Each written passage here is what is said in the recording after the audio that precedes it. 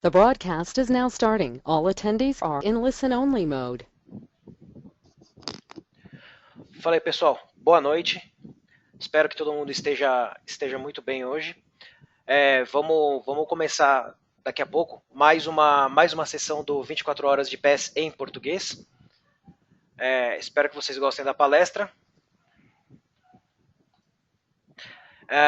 Antes de mais nada, queria pedir para vocês, ao final da palestra, preencherem a pesquisa para ajudar nós, palestrantes, a melhorarmos e para vocês concorrerem a prêmios. Esses aí são os nossos patrocinadores. Gostaria de agradecer eles, porque eles estão fazendo isso aqui acontecer, eles estão fazendo isso aqui funcionar, e eles vão sortear alguns prêmios para vocês que preencherem as pesquisas ao final das palestras, tá ok? Alguns eventos, falando sobre SQL Server, eventos de comunidade, alguns eventos que vão acontecer aí no futuro próximo, né? Esse sábado agora a gente tem um evento em Brasília, SQL Saturday, o 469, e em Lisboa, em 2016, dia 20 de fevereiro de 2016, a gente vai ter um SQL Saturday também, tá? Então se programem e participem, que é muito legal, são eventos muito bacanas. Agora a gente vai ouvir o Luan Moreno Medeiros Maciel falando sobre Hackathon versão 2 e Column Store Index versão 3, a nova geração de in-memory dentro do banco de dados SQL Server 2016. Luan, vou passar para você a tela, cara. É com você. Boa noite, beleza, pessoal. Boa apresentação a todos. Foi. Acho que está aí com você. Beleza. Deixa eu só compartilhar aqui. Ver se todo mundo consegue ver a minha apresentação. Peraí. Deixa eu fechar aqui. Consigo sim. Perfeito. Então tá certo. Bem, pessoal, boa noite. Acho que boa noite para ambos, tanto em Portugal quanto no Brasil, né? Hoje eu vou falar um pouco sobre nova geração de banco de dados, e está relacionado aos novos recursos, né? A atualização de novos recursos que nós temos agora no SQL Server 2016, que ainda não foi lançado, mas está em CTP. Tá? Então eu vou falar de recursos de in-memory, e aqui eu estou falando do Hackathon versão 2, lançado no SQL Server 2016, e o Column Store versão 3, porque ele foi lançado em 2012 e o Hackathon foi lançado em 2014, por isso que existe essa diferença de versões. Tá? Bem, um pouco sobre mim. Hoje eu trabalho como consultor em uma empresa chamada Pifian, é uma empresa focada em soluções em banco de dados. Então nós possuímos alguns clientes ao redor do globo, trabalhamos em equipes, geralmente de 5 a 7 pessoas, com líder, um líder consultor e de fato, consultores de bancos de dados. E a gente provém um time zone, trabalhamos em todos os time zones, né, de 24/7, 365 dias ao ano, rotacionando entre os horários, entre os time zones diferentes, é bem interessante. E a gente trabalha com todos os tipos de problema em SQL Server. Também possuo uma empresa de consultoria em banco de dados no Brasil, chamada Oneway Solution. Sou professor certificado da Microsoft, possuo algumas certificações, inclusive vou ter que renová-las, MCC de Data Platform de BI, e fui agraciado novamente com a renovação de mais um ano como MVP em SQL Server. E hoje eu foco muito meus estudos e meu tempo, tanto com os clientes como os meus estudos pessoais, em duas vertentes, tanto em recursos em memory, que é o que eu vou falar agora, como os recursos de segurança, e esses dois são os dois tópicos que ultimamente eu tenho brincado bastante. Aqui são alguns dos clientes que nós temos na Pifian, tá? E especificamente esses são alguns clientes que eu atendo hoje. E a ideia de mostrar isso é que nós temos consideráveis, tá? Bancos de dados muito grandes, bancos de dados médios, enfim, mas empresas importantes e que hoje pensam em migrar para para recursos em memory já utilizam o Column Store Index como recurso de análise em OLAP, mas ainda não muito. A aderência para o Hackathon na versão 1 não foi muito grande, então poucos clientes, eu posso listar aqui 2 clientes desses aqui que utilizam o recurso em memory para o LTP, para um tipo específico de entrada, e eu estou falando de entradas e requisições, para que eu não tenha delay ou espera nesse cara, mas a gente já utiliza esse recurso em ambientes de grandes transações, né? Lembrando que tanto o Column Store Index como o Hackathon, pessoal, eles são recursos voltados à enterprise, então alta utilização realmente do ambiente, né? O que a gente chama de high workload. Então esses caras são focados mais para recursos de grande utilização. E aí, para começar, eu vou falar sobre esses dois, tanto o in-memory como o Column Store Index. Lembrando que o memory eu estou vinculado ao LTP, então o meu ambiente transacional, onde realmente as coisas acontecem, onde tem milhões de sessões por segundo, onde tem atualizações, modificações, consultas.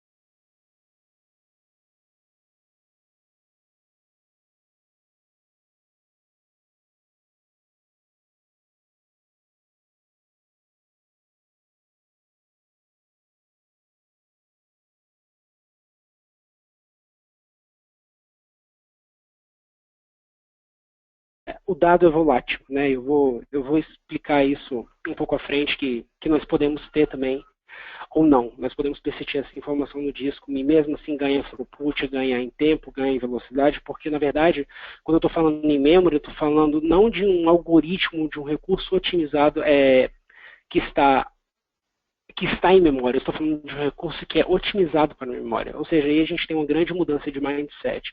A estrutura interna do recurso, ela é totalmente diferente do que a gente vê hoje com tabelas em disco, que nós chamamos agora, né, que são Disk-Based Tables.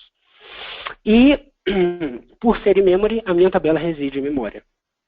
Se a minha tabela reside em memória, eu tenho alguns cuidados e alguns cuidados e algumas precauções em relação a essa utilização em memória. E é importante notar que, por que memória é mais rápida? Quando nós medimos memória, nós medimos em nanosegundo. E quando eu faço métrica em disco, eu faço em milissegundo. Então, logicamente, que nanosegundo é muito mais acessível e muito mais rápido, né?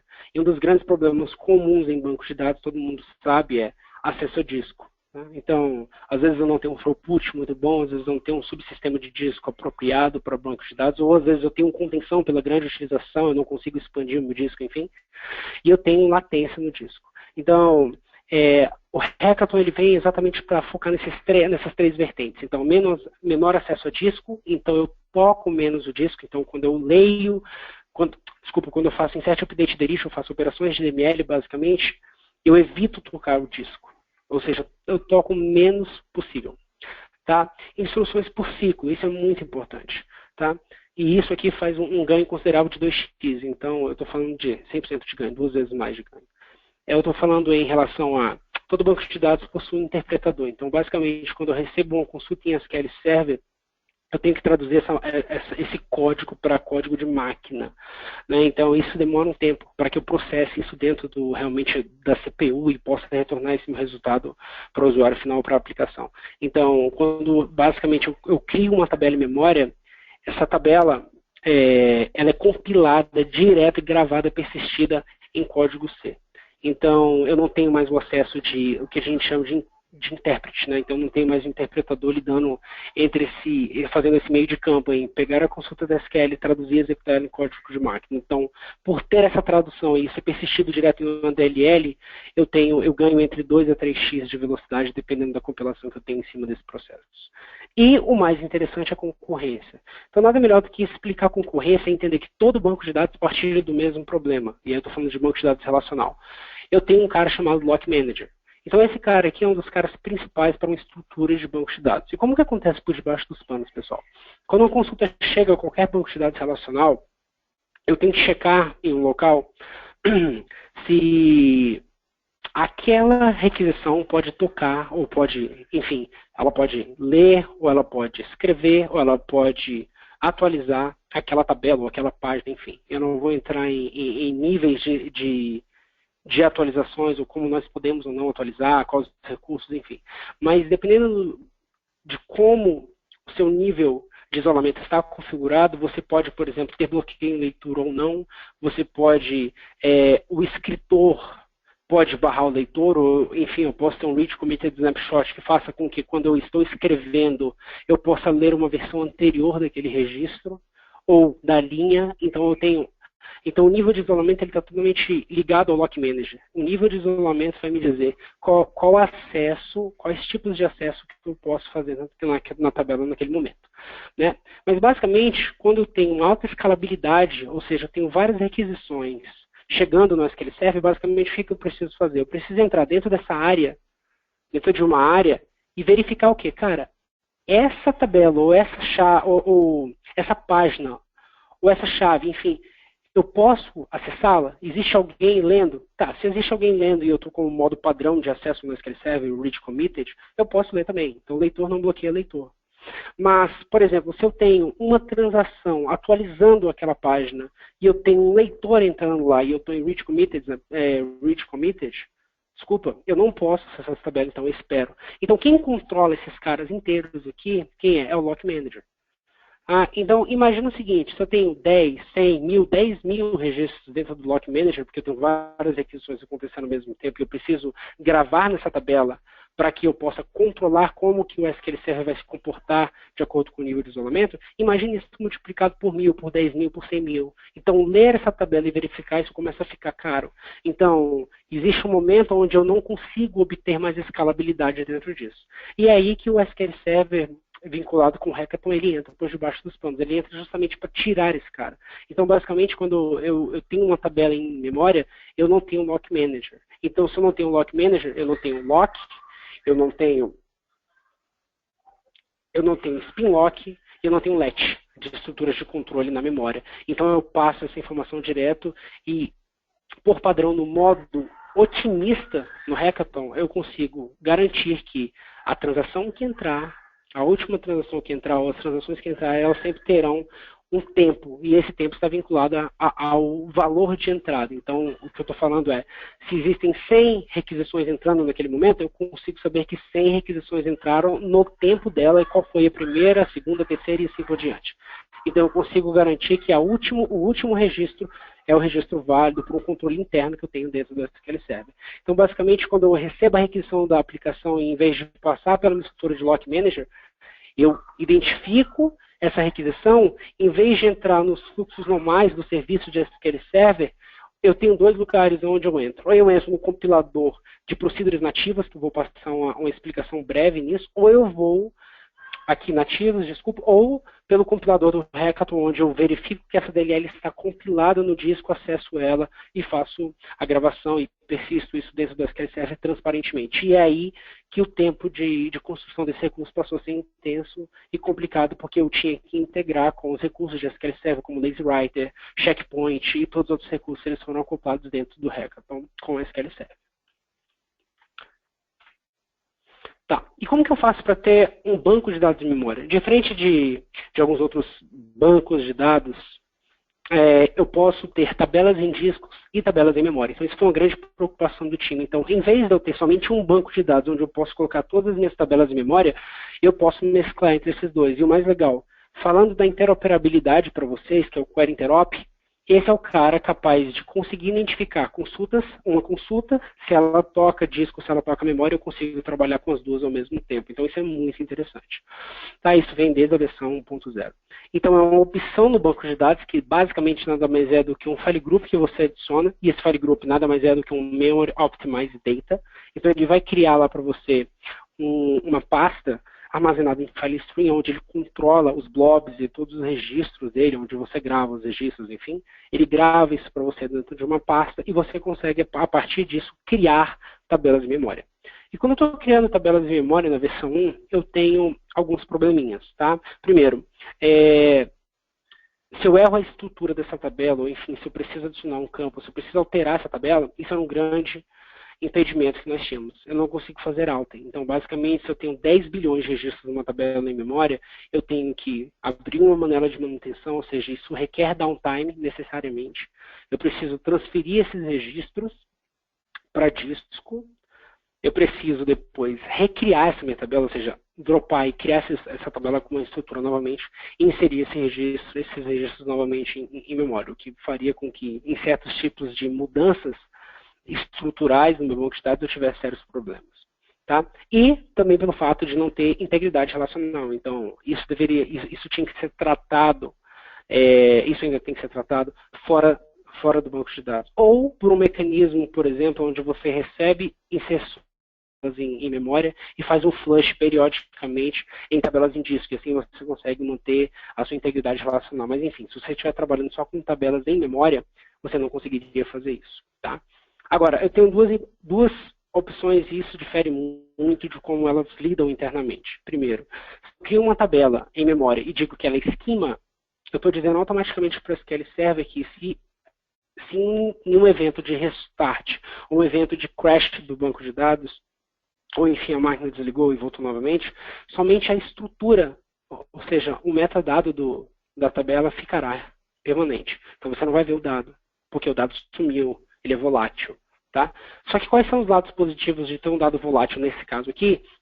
Eu não toco o disco.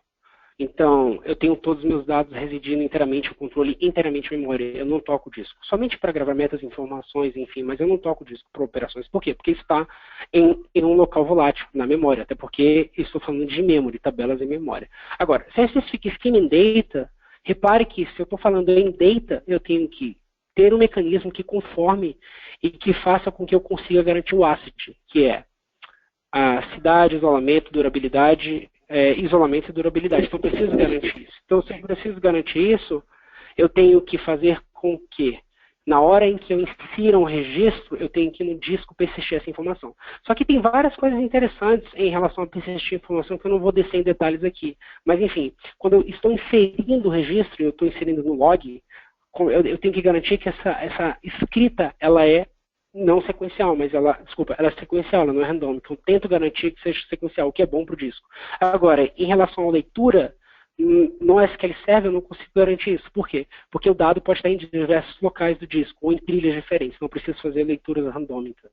Né? E aí por isso que a gente parte do princípio que arquivo de dado e arquivo de log tem que estar em locais totalmente separados, em cabeças diferentes, em discos diferentes, não em uma partição, porque isso não vai me adiantar, porque eu vou estar usando a mesma cabeça no mesmo local. Mas aí com tecnologia de storage, enfim, tudo isso é bem abstraído hoje. Né? Antigamente que a gente configurava RAID era bem diferente. Mas, enfim, a mesma coisa no SQL Server, mas quando eu utilizo o Hackathon, eu garanto que a leitura e a escrita ela passa a ser forçadamente sequencial, porque eu tenho dois arquivos para controlar isso. Então, lembra lá do arquivo FileStream? Então, eu consigo ter uma leitura e uma escrita em formas sequenciais e não randômicas. Então, isso faz com que o recurso fique mais otimizado. Quando eu escrevo no log, eu escrevo em forma otimizada. Então, são recursos que sempre quando tocam o disco, eles são recursos que fazem com que o throughput com a velocidade seja aumentada e que seja mais rápido. Tá? E aí, falando da grande diferença entre V1 e V2 em relação a tabelas, é que agora eu tenho um alter table. Então, basicamente, eu posso chegar agora numa tabela em memória e alterar a estrutura dessa tabela, assim como eu posso alterar os buckets. E isso é interessante também, porque o bucket nada mais é do que uma estrutura de controle interno da memória. Eu não vou descer em detalhes aqui, mas basicamente, quando você recebe um registro e quando você salva esses registros em memória, você tem os buckets, que é onde esses registros ficam alocados unicamente. Então, quando você tem muitas inserções dentro de tabelas em memória, você começa a inundar, né, que a gente chama de floating. A gente acaba inundando a quantidade, os registros dentro do bucket. Então, quando eu acesso aquele bucket e eu não tenho mais espaço naquele bucket, o SQL Server dentro da memória, ele tem que criar alguma coisa parecida com um forwarding pointer quando eu tenho tabelas heaps, que é, opa, o registro não está aqui, ele está em outro local na memória, opa, ele não está mais aqui, ele está em outro local, então eu tenho um acesso no disco mais lento, na memória mais lento, porque eu tenho que fazer forwarding pointers, que é a mesma ideia do bucket, que eu consigo alterar o bucket agora. Isso era um grande problema na V1. Tá, também. Então o alter table tanto serve para alterar a minha textura, como eu também posso alterar os buckets dentro da minha tabela em memória. E é interessante entender também que para que o alter table, necessariamente eu preciso ter o mesmo espaço disponível em memória, né? Então, se eu tenho uma tabela de 10 GB e eu quero fazer um alter table, por debaixo dos panos, eu preciso ter mais 10 GB. Por quê? Porque na hora que eu fizer isso, a SQL nada mais vai do que mudar a minha estrutura, copiar aquela informação para um outro local, refazer e voltar, como se fosse um rebuild online. Basicamente da mesma forma. Eu processo essa informação do outro lado, e quando tiver tudo certo, eu troco as mudanças somente com o esquema share.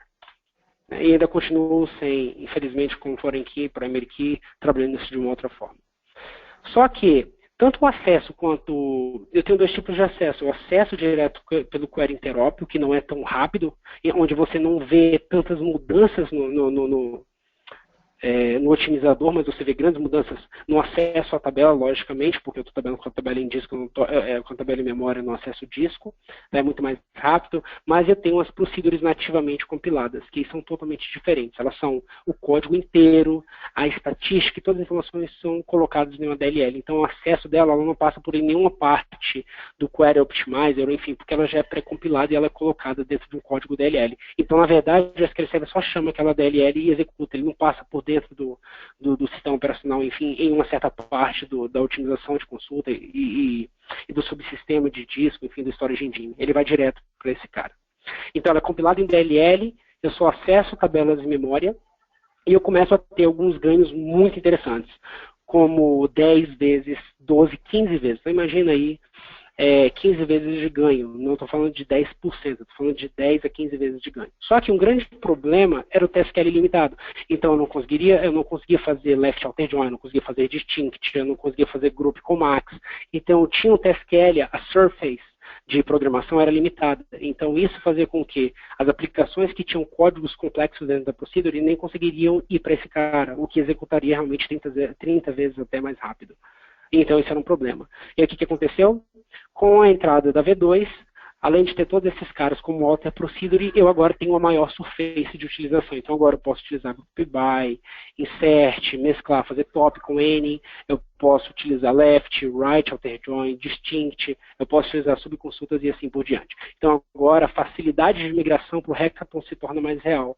Porque antigamente, nós falamos muito de duas fases, né? Two-phase migration, que a primeira fase era simplesmente pegar a sua tabela, que estava em disco, verificar qual é a tabela mais interessante para ir para a memória, migrar essa tabela para a memória, e logo após isso, eu verificar qual o ganho de performance. Essa era a versão 1. Agora, o passo 2 era pegar esse código e embutir dentro da procedure, e aí realmente o ganho era absurdo.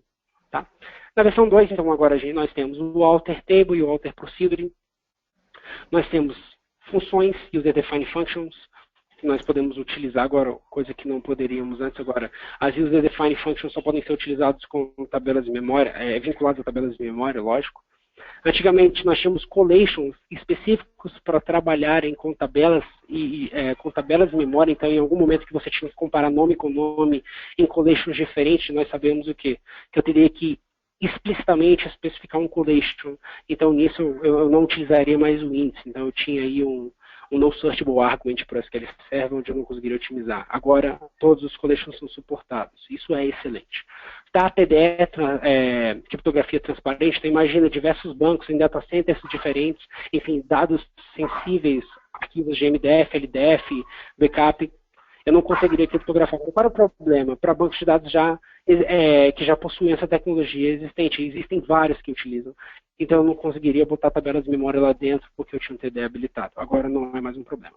Outros problemas como multithread para operações de persistência do dado, ou seja, gravação, throughput, para recovery. Então, basicamente, quando eu inicio o banco de dados e eu tenho tabelas de memória, esse é o meu processo de prioridade. Então eu tenho que carregar toda essa minha tabela em memória, eu tenho que construir os índices na memória. Então isso demorava muito tempo, dependendo da quantidade de discos que você tem, logicamente. E isso era uma operação single-threaded, e agora não é mais.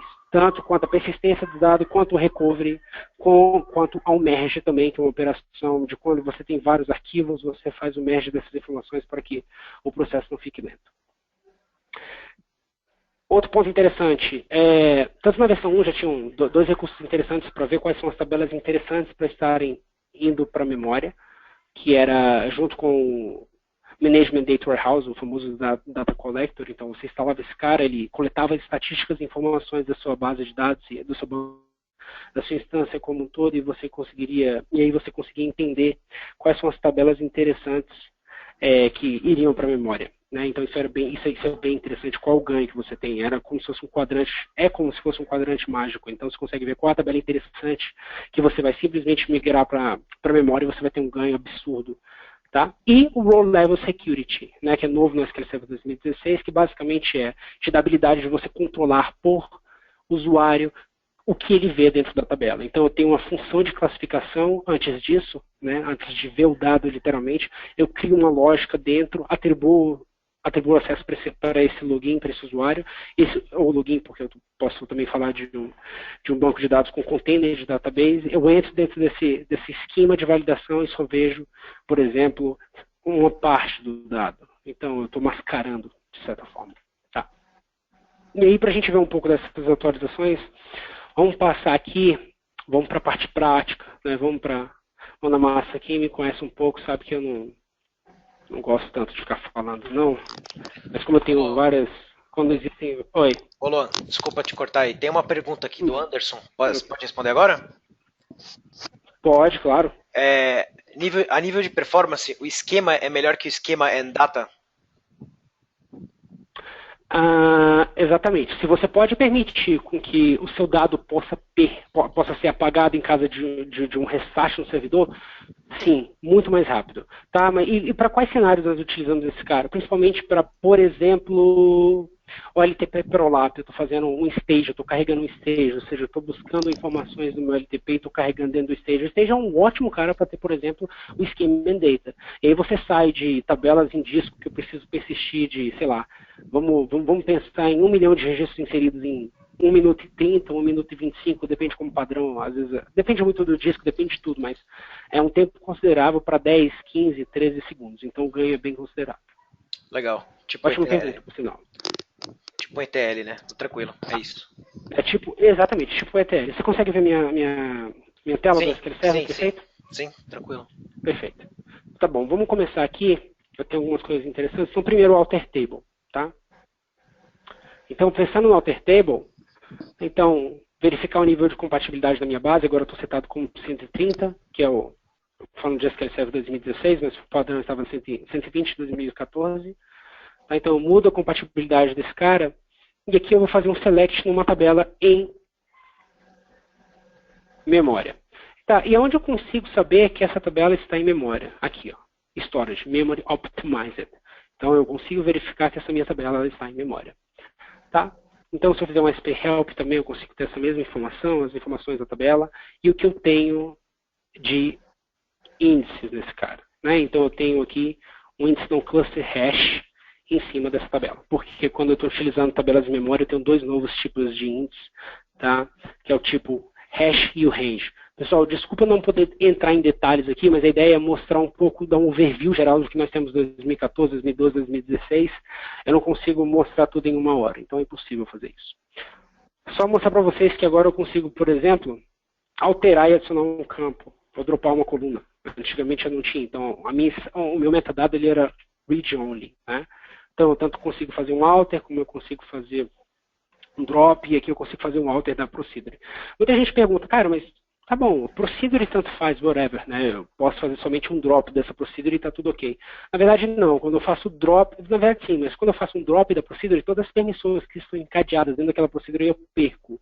Então, se eu estou falando de um ambiente de alta escalabilidade, um banco de dados de high-end, onde eu tenho uma grande utilização e onde eu tenho permissões, enfim, para trabalhar com um banco de dados por ele mesmo, os acessos, enfim, a lógica está construída dentro da procedure, o que eu acabo fazendo? Tendo que criar essas permissões novamente. Claro que eu posso fazer o script disso, mas enfim, é um processo a mais. Aqui simplesmente eu fiz o alter da procedure sem nenhum problema.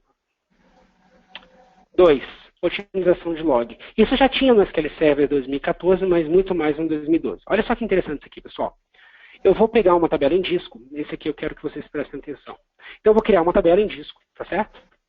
Eu vou limpar aqui a memória e fazer um checkpoint para garantir que não tem nada lá dentro da memória. E aqui o que eu vou fazer? Eu vou inserir 500 mil de registros numa tabela em disco. Tá? Então simplesmente eu vou inserir 500 mil. de registros aqui. Eu vou ter 2 segundos aqui, inserir meio milhão, beleza? Então eu peguei qual foi a transação, o número de transação que eu tive, e agora eu vou analisar uma função interna do SQL Server não documentada, que é fndblog. Basicamente eu vou ler esse cara aqui,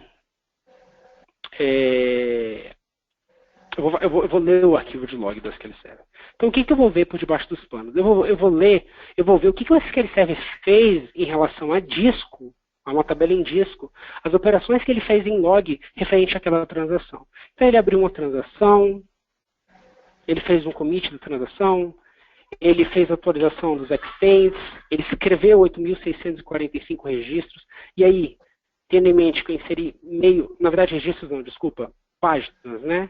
Enfim, eu atualizei o Hobbit, eu inseri registros, linhas, eu tive lock check, ou seja, eu tive que locar esses registros. Isso aqui é muito importante, pessoal, olhem para isso. Eu tive que fazer o quê? Eu tive que ir lá no Lock Manager, basicamente, locar as tabelas, as páginas que estavam sendo inseridas, então eu tive que fazer essa operação, eu tive que lançar uma modificação de linha, eu tive que fazer um range. Então, olha só que interessante o tanto de operações que nós temos que fazer para inserção de 500 mil de registros. Agora, olha só, o mais legal disso é quando você começa a perceber que quando eu tenho uma tabela em memória, então aqui eu vou criar uma tabela em memória com índice no cluster, e o interessante já de falar de tabelas que estão em memórias eu não tenho duplicação de índices, todos os índices são cover index, porque eles estão em memória, então eu só tenho basicamente no final das pontas o ponteiramento para cada lugar, então eu não duplico o registro, olha só que interessante. Então eu estou criando índices secundários, então lembra lá que se eu tenho uma tabela em disco e eu inseri 500 mil de registros, e eu tenho um índice secundário que toca esses campos, eu também estou fazendo essas operações no outro lado, para aquele índice no cluster. Tá? Então, beleza? Vou inserir aqui 500 mil de registros.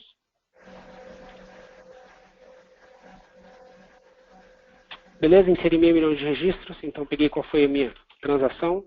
E agora eu vou verificar esse cara no log. Olha que interessante.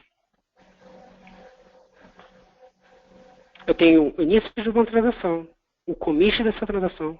Tá, pessoal? E lembrando que está em schema and data, que se não tivesse seria totalmente diferente. Seria somente a transação, o recorde dessa transação e algumas gravações somente para falar que a metadata foi atualizada, enfim, mas eu não tocaria o disco muito minimamente. E o interessante, 3.044 do acesso do disco, além disso ser otimizado. Então a quantidade de operações em disco é muito menor. Então, enquanto eu estou fazendo ali 8.000, 10.000 toques no disco, acessos no disco, trabalhando com throughput no disco, no Hackathon eu estou totalmente otimizado para isso, tá? Então esse cara é um cara interessantíssimo para a gente saber que no disco, quando eu referencio o disco, o acesso é muito melhor.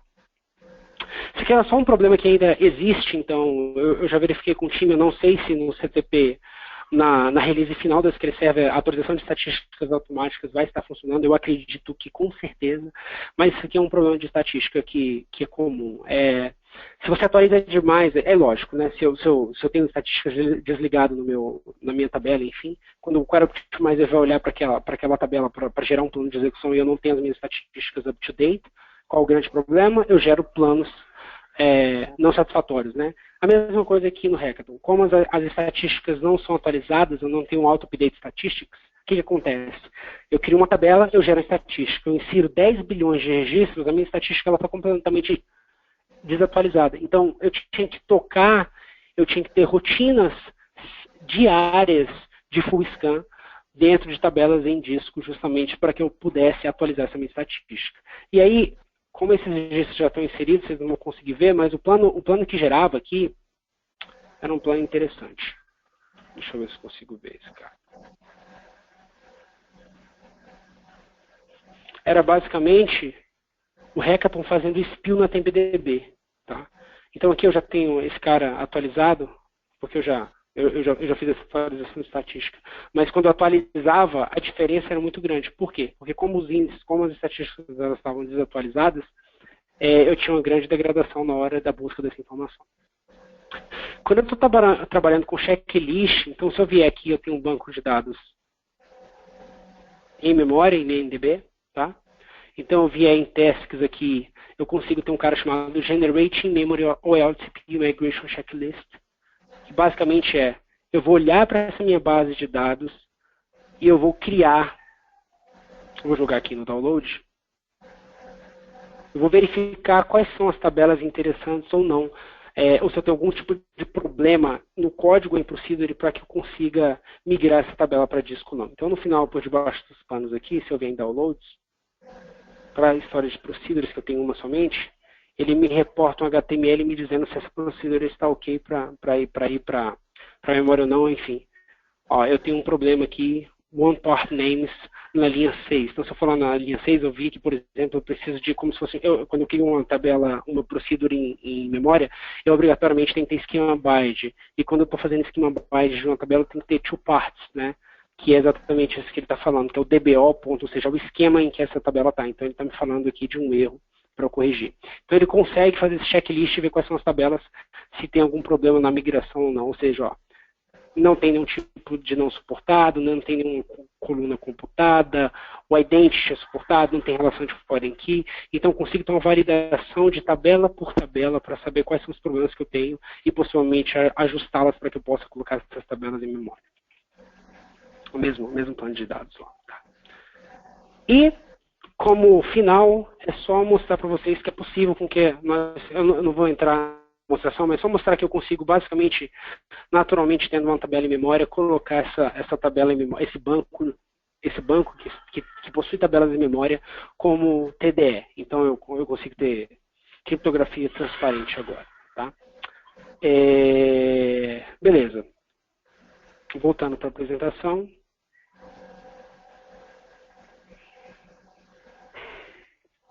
Eu tenho, né, agora o recurso que nós chamamos de, mais conhecido como Apollo, por isso que nosso querido Apollo aí, que é o Column Store Index, que veio desde uma tecnologia de 2012 do Power Pivot. Então, ele veio implementado pelo Excel, foi implementado dentro do SQL Server para trabalhar o quê?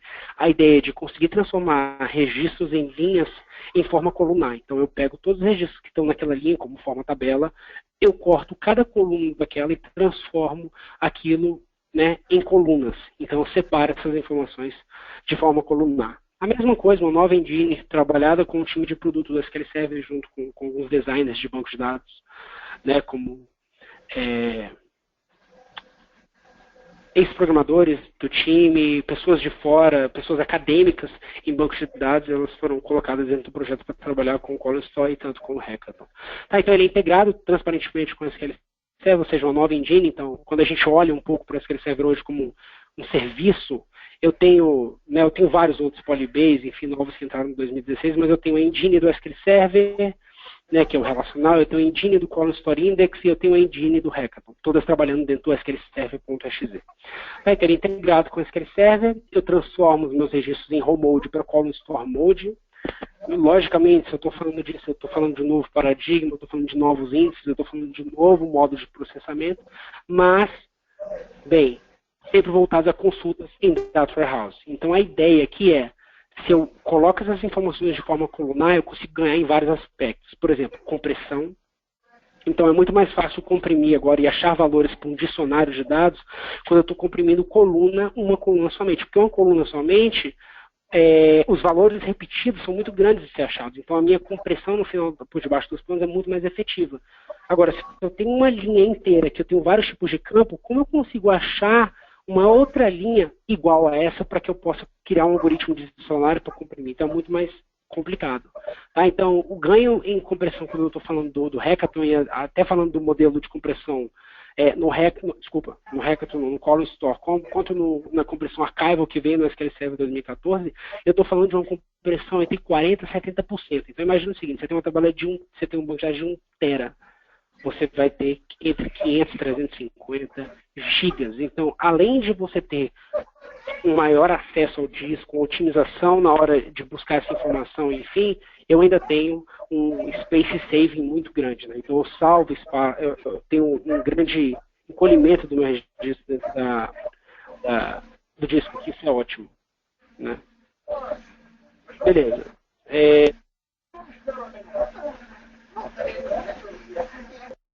Outra coisa, Column Store. Então, Column Store, eu tenho o Batch Mode, que é o modo de validação para consultas em memória, em memória no Column Store. Tá? E basicamente quando a gente olha para isso, o que a gente consegue ver? No modelo tradicional, eu tenho um row store, que é, os meus registros são armazenados em linhas e em páginas, certo? Então eu tenho ali a minha linha inteira, que é o nome, o CPF, a data de nascimento, o sexo, o RG, enfim, toda essa trilha. Então quando eu faço uma consulta de DW, onde eu estou trabalhando com agrupamento, sumarização, valores máximos, média, enfim, o que eu tenho que buscar, pessoal? Eu tenho que buscar as páginas. E eu pago isso muito caro. Por quê? Além de eu estar forçando uma leitura totalmente randômica, eu estou fazendo o quê? Eu estou puxando para aquele select, para aquele grupo, enfim, colunas desnecessárias. E, assim, tenha em mente, no select eu vou mostrar somente os...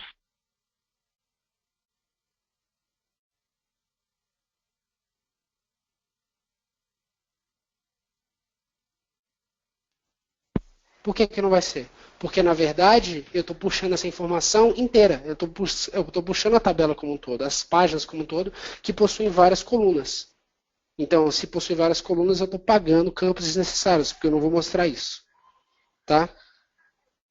Agora, diferente do modelo Column Store. Por quê? Porque eu vou repartir isso por colunas. Então, agora eu acesso o sexo independentemente, eu acesso o nome independentemente, eu acesso o CPF independentemente, então eu não toco mais colunas desnecessariamente. E aí na V1, eu tinha, só existe a possibilidade de ter um índice não cluster dentro de uma tabela, RIP, né? E eu tinha problemas com operações de DML. Por quê? Porque a tabela ficaria, o índice ficava em read only. Então, na hora que eu tentasse atualizar, fazer um insert, um update, um delete dentro desse índice, qual era o grande problema que aconteceria? Estava em read only. Então, eu tinha que desabilitar esse índice, inserir os registros e fazer um rebuild. Tá? Então, eu tinha esse problema durante o processo de ETL. Não era um problema muito gigantesco, mas era um problema considerável, ainda mais trabalhando com tabelas com bilhões e trilhões de registros. E o que a gente fazia por debaixo dos panos é ter várias partições, dividir essas tabelas em partições e fazer um partition switch para que eu entrasse em uma partição que não tem um column story index instalado e depois fizesse um partition nesse índice instalado. Beleza. Aí, os problemas que nós tínhamos, o batch mode era limitado. O que é isso? Quando eu entendia que eu tinha um índice um índice colunar dentro de uma consulta, eu tentava forçar um batch mode, que é o quê? Basicamente, o acesso ao disco melhor, mais rápido. Então, em vez de fazer acesso a I/O a I/O, eu fazia em conjuntos, em batches. Por isso que em batch de 100. Então, eu fazia isso muito mais rápido, 100 vezes mais rápido. Só que não eram todas as consultas que conseguiam utilizar isso. Por exemplo, left outer join e alguns outros tipos de consulta eram limitadas, então o SQL Server não utilizava o batch. Então, para algumas consultas especificamente que constavam da warehouse, eu tinha que reescrever essa consulta para que ele conseguisse utilizar o batch. E aí o ganho era muito melhor, tá? Muito melhor. No 2014, as tabelas passaram a ser atualizáveis. Bem, o que é uma tabela atualizável? Uma tabela cluster, né? Então eu tinha uma tabela cluster atualizável. Eu tinha modificação do esquema. E basicamente como isso funcionava por debaixo dos panos? Né? O colunar continuava read-only. Né? Assim, funciona, mas entenda, ele continuava read-only. Por quê? Porque no final eu tinha um espaço extra onde eu recebia, que a gente chama de Delta Store, eu recebia milhões de atualizações nesse pedaço de row store, e depois de 1 milhão de registros ou de um outro algoritmo, eu convertia isso para um modelo colunar e acoplava dentro do column store. Então agora eu passava a ter read-only, não somente read-only, como read and write. Então eu consegui utilizar agora o cluster edge como read and write. E isso começou a ser muito melhor, porque além disso eu tenho uma melhor compressão, mais tipos de dados aceitos, e as operações de batch mode pularam para um outro patamar. Então, left outer join, distinct, tudo utilizava batch mode. Então, foi implementado dentro da feature e fez com que isso ficasse muito mais atualizável. Agora, no V3 que está para lançar, nós temos um completo arsenal de melhorias aí que, se forem perguntar para mim quais são os melhores recursos na SQL Server 2016, assim, tem vários, né? Nós achávamos que o 2014 foi realmente um grande passo, mas 2016, nossa, está muito à frente. Né? Tanto é que foi, pelo Gartner, eleito como o melhor banco de dados relacional do planeta. Né? Mas eu tenho agora índice secundário atualizável, isso quer dizer que eu posso atualizar índices secundários, não clustered. Eu tenho column store index com memory tables, então imagina só que legal, vou explicar isso aqui na frente. Eu tenho um índice secundário atualizável em tabelas em disco. Sim, então eu consigo ter um índice não cluster em disco, em uma tabela em disco. Isso quer dizer o quê? Que eu consigo tirar uma análise em um modelo LTP.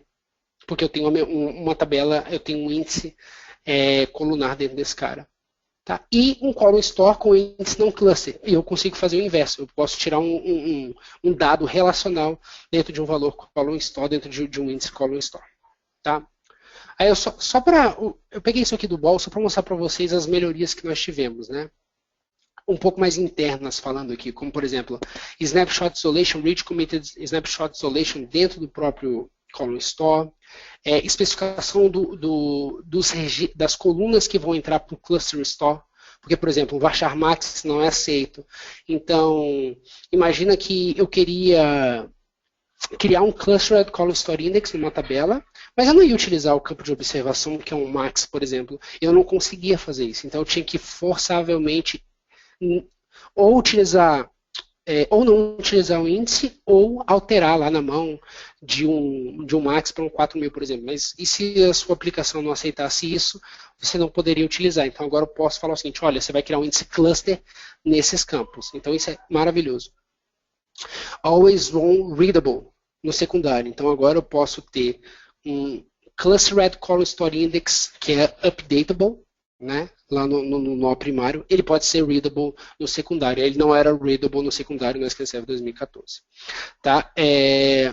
Eu tenho agora índices atualizáveis num cluster. Tá? E outros. Eu posso, tanto como eu falei para vocês, ter um índice colunar numa tabela em disco, como eu posso ter uma tabela em disco com índice colunar. Tá? E eu posso ter uma tabela em memória com índice colunar, que eu vou mostrar para vocês. E uma outra nova definição assim como no SQL Server 2005, que eu tive essa melhoria de ter um índice filtrado, que é um filtered index, eu consigo fazer isso no column store também. Ou seja, eu vou entrar na tabela de fato e eu só vou indexar, por exemplo, qual é o status que as pessoas mais consultam, que é o 5. Então eu posso ter um índice somente para trabalhar com isso. Ele vai ser muito menor e mais compresso. Tá? Então, para a gente olhar isso aqui, nós temos 12, 15 minutinhos. Deixa eu mostrar para vocês aqui, a parte mais legal. Vou compartilhar aqui o SQL de novo. Eu ia te interromper agora, Luan. Vou te interromper agora. Pode falar. É isso aí, 2 minutinhos. Manda. 2 minutinhos, é isso aí. Uhum. Ia te passar o tempo só. 2 minutinhos. Beleza. Perfeito. Então, mesma coisa, então estou só vendo o modo de compatibilidade aqui, está setado como 120, então eu vou setar para 130, SQL Server 2014, 2016. Eu já tinha um índice não cluster colocado nessa tabela. Então, só para vocês darem uma olhada, é um índice não cluster column store. Tá? Então, no 2014, o não cluster não era atualizável. Então, quando eu tentava por debaixo realizar essa atualização, eu tinha essa informação que o quê? Que eu não consigo atualizar índice não cluster store. Então, eu tinha que fazer um disable e um rebuild do índice para que eu pudesse fazer isso. Tá? Agora é diferente. Eu com o índice colunar no SQL Server 2016, eu consigo inserir um registro dentro de uma tabela que tem um índice colunar sem nenhum tipo de problema. Então olha só que legal. Tá? Isso aqui é uma nova feature do SQL Server 2014. Desculpa, 2016. Outro cara interessante. Então eu tenho uma tabela com 6 milhões de registros, é uma tabela em disco, tá? Ela tem 6 milhões de registros. Só para ver que eu não estou mentindo, ela tem 6 milhões de registros.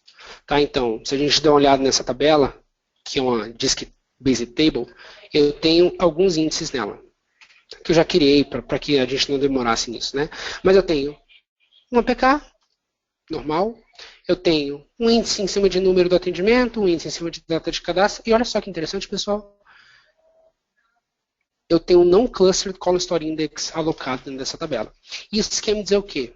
Que se eu fizer, por exemplo, uma operação de agregação, onde eu me beneficio do column store index, o que eu vou ver?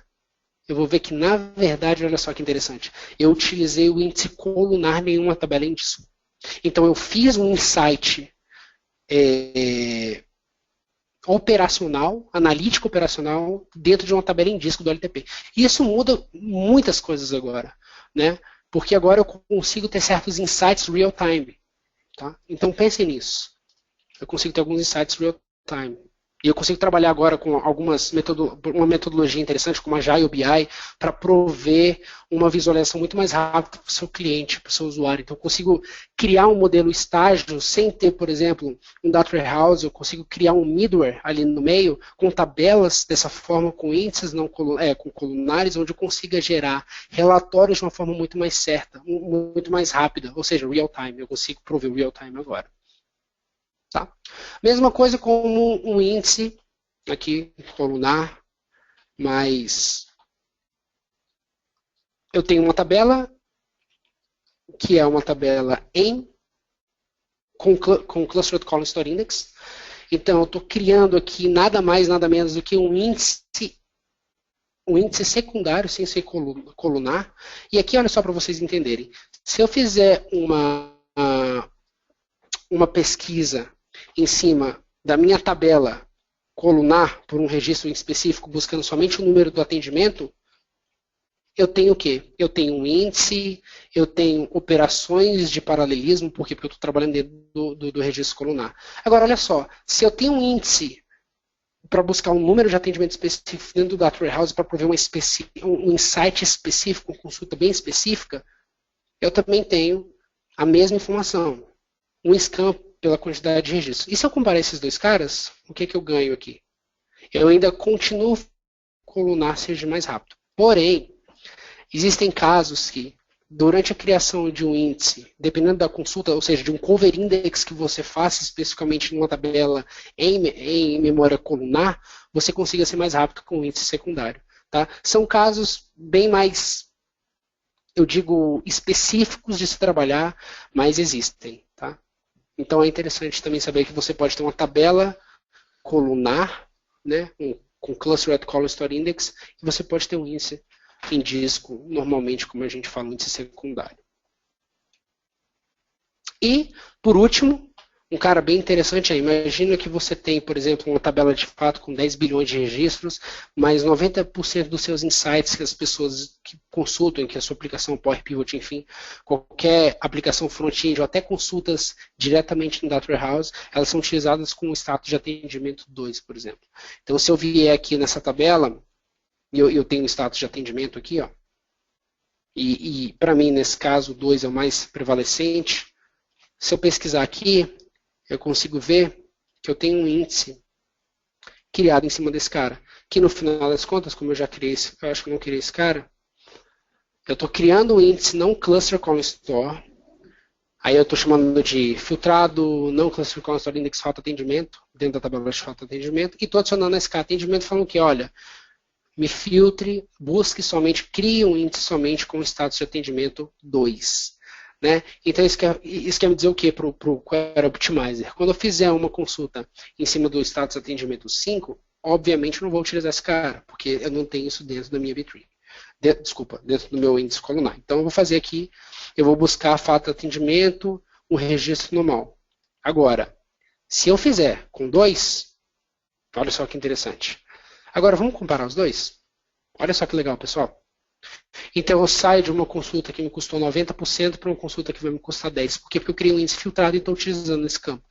Então esse aqui é um exemplo de como que a gente pode utilizar um índice filtrado colunar para tirar proveito, por exemplo, de uma tabela de fato com bilhões de registros, onde você encontre uma certa consulta específica com bilhões de registros em particionamentos, enfim, que você possa tirar vantagem. Tá? E para a gente finalizar, imagina agora um outro mundo, um mundo analítico, onde por debaixo dos panos, como funciona hoje para qualquer análise analítica, para você que tem uma vertente de você trabalha com Data Warehouse ou Data Mart, enfim, ou um modelo de análise para os seus clientes, muitas das vezes não é mais possível fazer isso no LTP. Lógico, então a gente tem o BI tomando conta dentro do nosso país, né? Eu digo país ou continente porque isso nos Estados Unidos vem há muito tempo, vem começando a tomar bastante voz dentro do país há não muitos anos, há 4, 5, 6 anos, né? Mas nos Estados Unidos isso praticamente todas as empresas possuem modelos analíticos, enfim, para detectar fraude, para fazer insights de relatório, para ter visões de negócio, enfim. Mas basicamente o modelo normal eu tenho as minhas fontes de dados, eu tenho que passar por um processo de ETL, eu tenho que colocar essas informações dentro de um data warehouse, e muitas das vezes o meu data warehouse não está conforme, os cálculos não são feitos em cima dele, então eu tenho uma ferramenta de front para fazer isso, um cubo, por exemplo, no reporting service, no análise services, e no final eu mostro os meus relatórios ali para o meu gerente, para o meu presidente da empresa, para os assessores e assim por diante. Só que imagina o seguinte, eu preciso de entregas rápidas, então cada dia que passa, a minha preocupação com a entrega ela é muito mais vista, porque é um processo para quem já construiu, para quem já trabalhou com isso, para se construir um data warehouse, eu não demoro dias, demoro meses, às vezes anos para fazer isso. E aí, trabalhando com o nosso modelo cascata, basicamente hoje eu tenho o levantamento do requisito, a modelagem, enfim, só que quando eu estou no meio do meu processo, na maioria das vezes isso quebra. Por quê? Porque mudou muitas coisas. Então eu fico num ciclo ali meio que infinito, entrego partes sim, partes não. Então um processo de uma construção de um data warehouse, ele é bem, a gente chama de painful, né? É bem dolorosa, exige muita paciência, muita troca de cartinhas com os usuários da empresa, enfim. E trabalhando um pouco com Agile BI, junto com a SQL Server 2016, o que a gente consegue fazer? A gente consegue entregar uma vertente um pouco mais diferente. Então, trabalhando com entregas, com releases diferentes, a mesma coisa trabalhando com Scrum, o Agile BI utiliza a mesma vertente do que isso, só que com entregas, com sprints diferentes, então o modelo é bem diferente, é bem interessante. Eu consigo trabalhar numa ideia com a SQL Server 2016, onde eu adiciono um Column Store Index direto no meu data source. Então imagina só, imagina agora que eu tenho uma tabela em memória, então eu recebo as minhas transações, os meus cálculos dentro de uma tabela em memória, tá? Ou uma tabela em disco, tanto faz. E aí, pessoal, eu plugo esse meu índice direto na minha fonte. Isso quer dizer o quê? Que para muitos dos relatórios e para muitas das consultas, por exemplo, fraude de cartão, por exemplo, se o seu cartão for roubado e os caras passaram 10 mil em 40, 50 minutos, isso no modelo anterior, até que você ligue para que esse cancelamento seja feito, para que seja analisado realmente se é pertinente, se foi fraudado ou não, eu tenho horas. Se eu estou falando de uma empresa bem rápida, estou falando de 4, 5, 6 horas, 12 horas ou 24 horas no meu modelo analítico. Mas agora, pensando no modelo onde eu consigo entregar fast insights, eu consigo fazer o quê? Com que eu plugue um column store direto na fonte e tenha esse resultado. E como eu faço isso? Tá, Marcelo, só 5 minutos eu acabo aqui, tá? Tá, tem uma perguntinha, mas depois eu faço. Depois eu faço para você. Pode falar. O Ebert está perguntando se tem algum tipo de melhoria para dados do tipo Geography ou Spatial Index. Para Column Store, não. Ou para Column Store ou para In-Memory. Acho que não também, né? Não, nenhum. Até porque eles não são suportados. Sim. Beleza. Não são suportados. Agora, imagina o seguinte, pessoal. Nós temos aqui uma tabela em memória. Perfeito? Desculpa, uma tabela em disco. Então, eu tenho aqui uma tabela em disco com 121.317 registros. O que eu vou fazer eu vou criar essa mesma tabela em memória. Só que, gente, olha só que legal. Na definição de criação dessa tabela em memória, isso é proprietário do SQL Server, tá? Nenhum banco de dados possui isso. Eu tenho um Clustered Column Store. Então eu vou criar, inclusive até eu tenho alguns tipos de errinhos aqui que ainda não foram ajustados pelo time de produto, mas eu estou criando essa tabela com índice, então se eu der uma olhada aqui, eu realmente vou ver que existem alguns índices em memória, o que já era esperado, mas em algum momento aqui eu estou vendo que um T-Analysis CCI, que é um Clustered Column Store locado em memória. Olha só que interessante. Então, eu vou inserir agora esses registros dentro dessa tabela. Então, eu vou fazer a inserção ali dos 127 mil, enfim. Ou seja, eu tenho a mesma tabela, a mesma estrutura, então eu vou fazer um select nas duas, um from, só para a gente dar uma olhada. Né? Só para a gente ver como que é mais interessante ainda. Para o SQL Server fazer um select asterisco from custa 90% para a tabela em disco e para a tabela em memória, já utilizando o column install, utiliza 10%. Né? Bem mais interessante. Agora imagina que legal se eu conseguisse fazer uma análise real time. Então, se eu pegasse essa Se fosse no modelo tradicional onde eu tenho bilhões de registros dentro de uma tabela em memória ou em disco, eu tentasse fazer um group by, por exemplo, eu teria o quê? Que puxar todas as páginas de dados, jogar, fazer vários IOs dentro do disco, puxar as informações para o cache, agrupar, maximizar, buscar quais são os valores maiores, enfim, para depois mostrar essa informação, tendo que eu vou ter um desperdício muito grande de memória, até pelo que eu expliquei para vocês, as páginas, enfim. Imagina agora se eu tenho uma análise automática, uma análise real-time dentro desse cara. Então, basicamente, o que eu vou fazer aqui?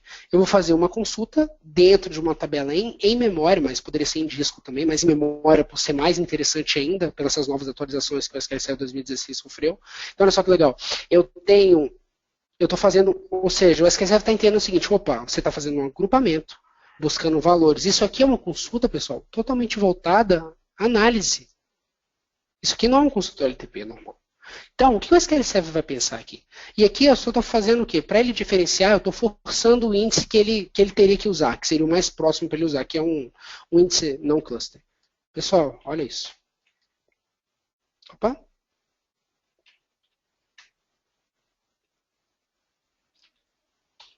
Opa, diferença. Deixa eu só limpar o cache aqui. Essa diferença. Melhor, né? Ufa. Então, olha só. Para consulta analítica, ele entendeu, opa, eu vou utilizar o column store. Agora, imagina se eu não tivesse column store. Eu teria que fazer esse cara aqui, para ter o mesmo insight de performance. Tá?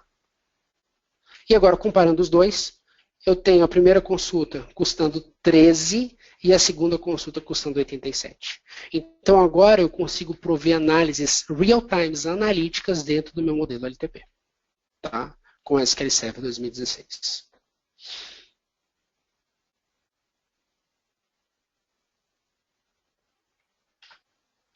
Pessoal, acho que fiquei certinho no tempo. Se vocês quiserem abrir agora para pergunta, vai ser um prazer. Se tiverem qualquer dúvida, por favor, perguntem. Foi um prazer estar com vocês aqui. Qualquer coisa, vocês podem me adicionar, enfim, no Twitter, e-mail. Fiquem à vontade para qualquer tipo de pergunta. Pessoal, quem quiser ir para outra sessão já pode ir, que já está começando em um minutinho, tá? Quem quiser fazer pergunta para o Luan, fica à vontade aí. Estamos aqui mais uns 2, 3 minutinhos.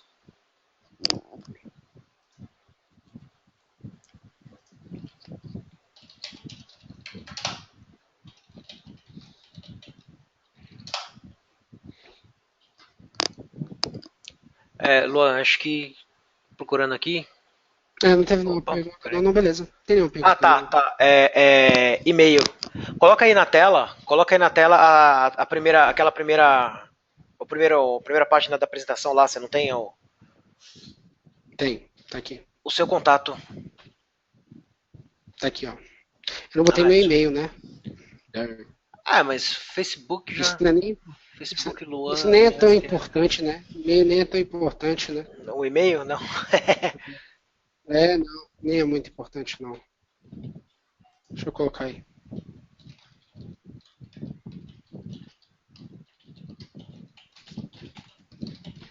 Tá aí na tela. Deixa eu compartilhar aqui na tela. Note. Pronto. Tá na tela.